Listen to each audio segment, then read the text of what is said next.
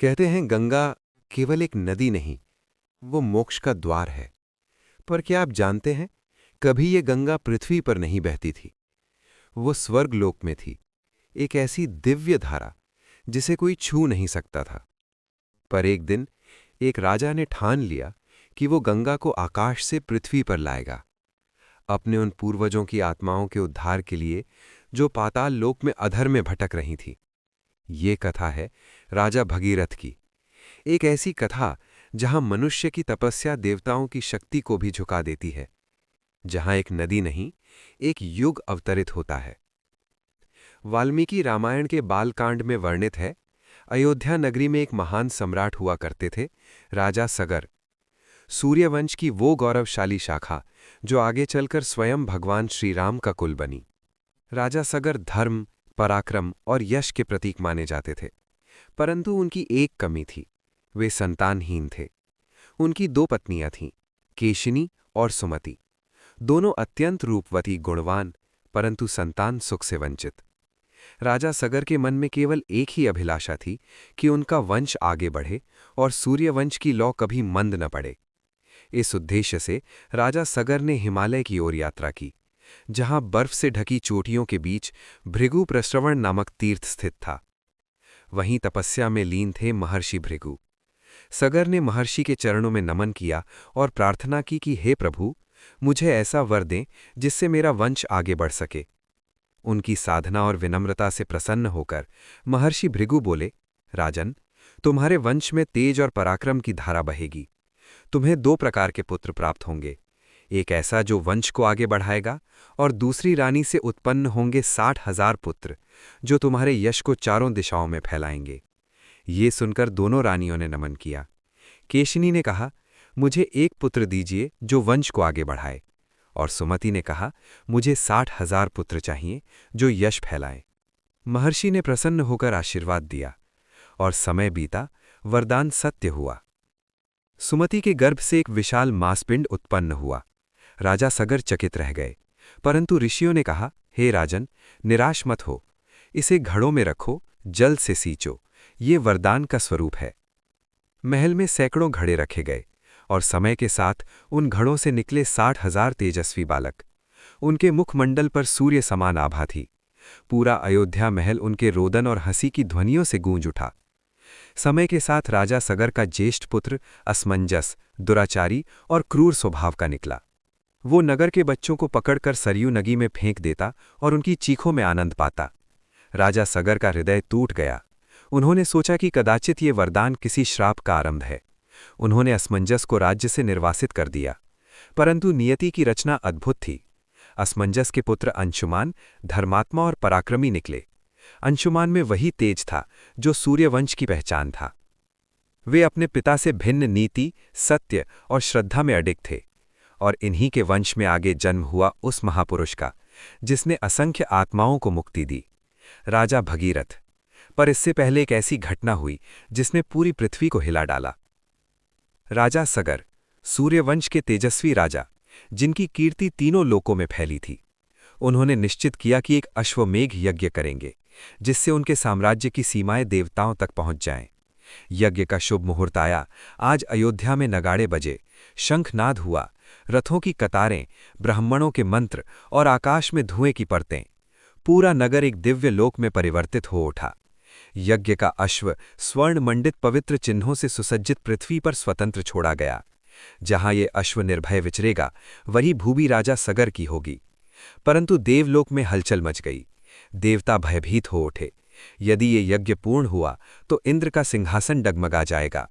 इंद्र, स्वर्ग का राजा, पर भय से विचलित, उसने राक्षस का रूप धारण किया, और आधी रात को जब यज्ञ स्थल निस्तब्ध था तो वो उस पवित्र अश्व को चुरा ले गया। घोड़े के टापों की प्रतिध्वनि अंधकार में विलीन हो गई, और अगली सुबह जब सैनिकों ने देखा, यज्ञ अश्व लापता था। क्रोधित राजा सगर ने आदेश दिया कि मेरे पुत्रों, जाओ, इस पृथ्वी के कोने कोने को खोज डालो। जहां भी वो अश्व मिले, धरती खोद डालो। 60,000 राजकुमार निकल पड़े। उनके हथियारों से भूमि कांप उठी, पर्वतों की जड़ें हिलने लगीं, धरती फटने लगी, नदियां रुक गईं, वन उजड़ गए। और जैसे जैसे उन्होंने धरती को चीर डाला, तीनों लोकों की नींव थरथराने लगी। पाताल लोक तक पहुंचकर अंधकार में जलती अग्नि की रेखाओं के बीच उन्होंने एक आश्रम देखा, जहां कपिल मुनि तपस्या में लीन थे। उनके चारों ओर अग्नि की आभा थी और उनके समीप पड़ी थी राजा सगर के पुत्रों की जली हुई राख। अंशुमान ने मुनि को प्रणाम किया और विनम्र स्वर में कहा कि भगवन, ये कैसी विभीषिका है, मेरे चाचाओं का ये क्या रूप हो गया। कपिल मुनि ने नेत्र खोले। उनकी दृष्टि में अग्नि थी, पर करुणा भी। उन्होंने कहा कि वत्स, ये तेरे चाचा हैं, जिन्होंने क्रोधवश मेरी साधना भंग की थी। मेरे तप की अग्नि से ये भस्म हो गए हैं, पर इनकी आत्माएं अब भी मुक्ति की प्रतीक्षा में हैं। इनका उद्धार केवल गंगा के पवित्र जल से ही संभव है। ये सुनकर अंशुमान की आंखों में आंसू भर आए। उन्होंने प्रणाम किया और संकल्प लिया कि देवी गंगा को पृथ्वी पर अवश्य लाऊंगा। वो लौटे अयोध्या और अपने पिता तथा प्रजाजनों को पूरी कथा सुनाई। फिर उन्होंने तपस्या आरंभ की, पर देवी गंगा नहीं उतरी। उनकी कठोर तप भी निष्फल रही। समय बीतता गया, सूर्यवंश के दीप एक एक कर बुझते गए। अंशुमान के बाद उनके पुत्र दिलीप ने वही संकल्प लिया। वर्षों तक गोकर्ण और हिमालय के बीच तप किया, पर वे भी असफल रहे। युग बदल गए, ऋषि मुनि भी काल में विलीन हो गए। राजमहल में दीपक जलते रहे, पर अब हर दीपक की लौ कांपती थी, जैसे वो भी पूछ रही हो कि क्या गंगा कभी पृथ्वी पर आएंगी। फिर उस युग में एक तेजस्वी धर्मनिष्ठ राजा का जन्म हुआ, राजा भगीरथ। वे सूर्यवंश के उत्तराधिकारी थे, पर उनके हृदय में राज्य नहीं, बल्कि पूर्वजों की आत्माओं का भार था। उन्होंने सोने का सिंहासन छोड़ा, मुकुट उतार फेंका और नंगे पैर चल पड़े गोकर्ण तीर्थ की ओर। वहां उन्होंने वर्षों तक भोजन, निद्रा और वाणी तीनों का त्याग किया। सिर्फ एक मंत्र गूंजता रहा, गंगे देवी नमोस्तुते। उनकी तप की ऊष्मा से दिशाएं कांप उठीं और अंततः ब्रह्मा जी स्वयं उनके सामने प्रकट हुए। ब्रह्मा ने कहा, वत्स भगीरथ, तेरी तपस्या ने त्रिलोक को प्रभावित किया है, मांग वरदान। भगीरथ ने फोल्डेड हैंड से कहा कि हे परमपिता, मेरे पूर्वज अधर में भटक रहे हैं, उनका उद्धार तभी होगा जब देवी गंगा पृथ्वी पर अवतरित हों। मुझे वो वर दीजिए कि गंगा स्वर्ग से उतरें और उनके पवित्र जल से मेरे पूर्वजों की आत्माएं मुक्त हों। ब्रह्मा ने धीरे से मुस्कुराते हुए कहा कि वत्स, गंगा तो अवतरित होंगी, पर उनकी धारा इतनी प्रचंड है कि पृथ्वी उसे सह नहीं पाएगी। यदि वे सीधे अवतरित हुईं तो पूरा लोक जलमग्न हो जाएगा। उनके वेग को संभालने की सामर्थ्य केवल एक देवता में है, देवाधिदेव शिव। तुम्हें उन्हें प्रसन्न करना होगा, तभी गंगा पृथ्वी पर उतर सकेंगी। भगीरथ ने अब एक असंभव प्रतिज्ञा ली थी, अपने पूर्वजों की मुक्ति के लिए देवी गंगा को स्वर्ग से पृथ्वी पर लाना। वो जानता था कि ये कार्य किसी भी मनुष्य के लिए असंभव है, पर उसके भीतर एक अग्नि थी, वो अग्नि जो विरासत से मिली थी, सगर के श्राप की ज्वाला से जन्मी हुई। वो हिमालय की ओर चला, जहां धुंध से ढकी घाटियां मौन थीं, जहां वायु भी मंत्रों की भांति बहती थी। वहीं उसने अपनी तपस्या आरंभ की।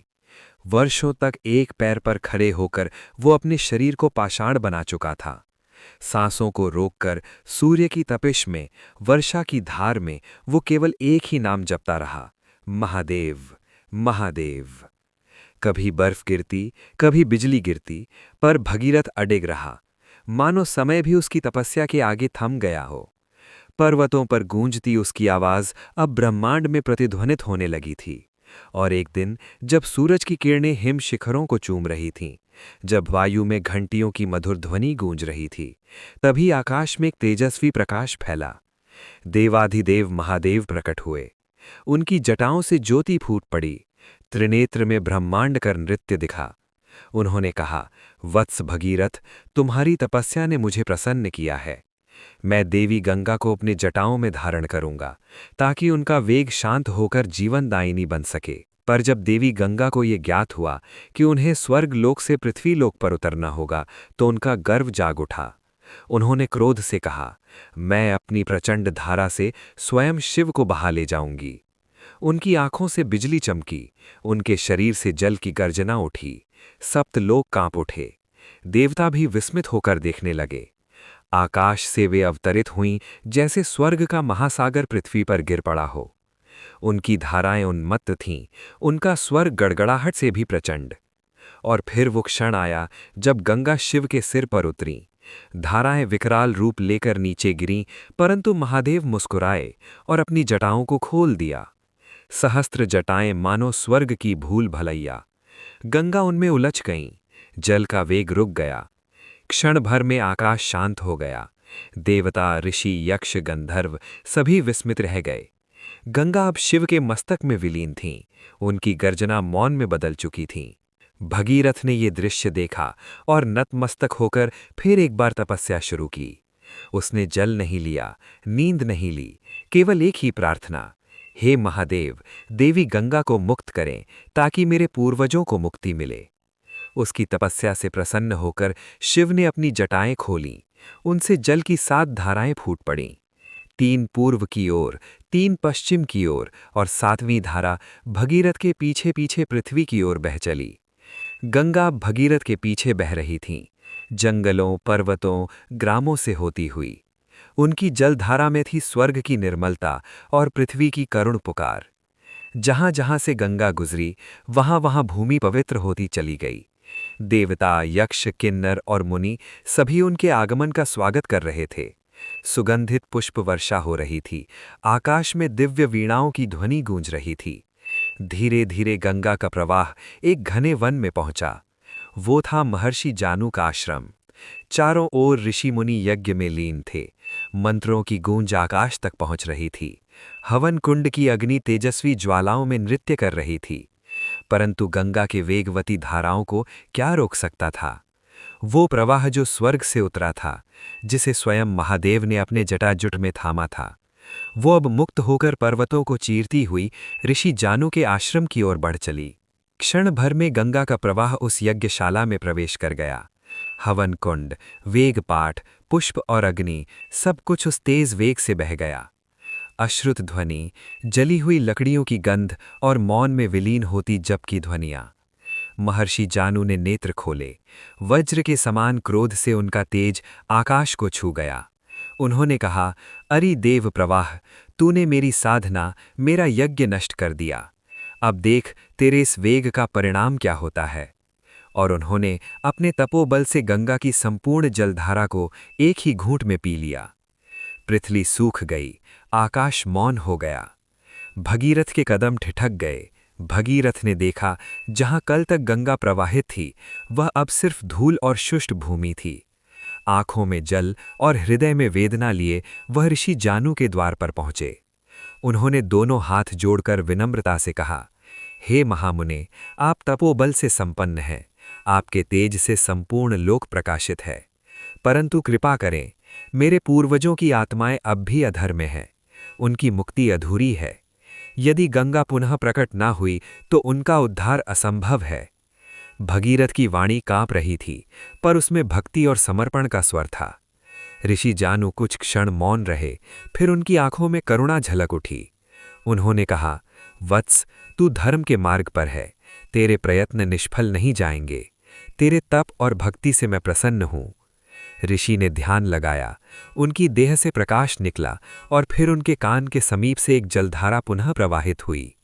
वही दिव्य प्रवाह जो अब फिर से पृथ्वी पर लौट आया था। ऋषि ने कहा, अब ये गंगा मेरे अंग से उत्पन्न होकर जानवी नाम से प्रसिद्ध होगी। आकाश में पुनः गूंज उठा मंत्रोच्चारण। देवताओं ने पुष्प वर्षा की। भगीरथ ने हाथ जोड़कर प्रणाम किया। आंखों से आंसू बह निकले, कृतज्ञता और मुक्ति के प्रतीक। भगीरथ गंगा के साथ आगे बढ़े। उनकी चाल धीमी थी, पर भीतर एक अग्नि जल रही थी। वो कपिल मुनि के आश्रम पहुंचे, जहां सगर पुत्रों की राख अब भी शांत थी। गंगा का जल उन भस्म पर गिरा, जैसे स्वर्ग स्वयं पृथ्वी को छूने आया हो। क्षण भर में एक अद्भुत प्रकाश उठा। 60,000 आत्माएं तेजस्वी रूप लेकर आकाश की ओर उड़ चलीं। देवगण प्रकट हुए और गगन में घोष हुआ, धन्य है भगीरथ, जिसने अपने तप से गंगा को पृथ्वी पर लाकर अपने पूर्वजों को मोक्ष प्रदान किया। गंगा भगीरथी कहलाई। वो केवल नदी नहीं रही, बल्कि करुणा, त्याग और भक्ति का प्रतीक बन गई।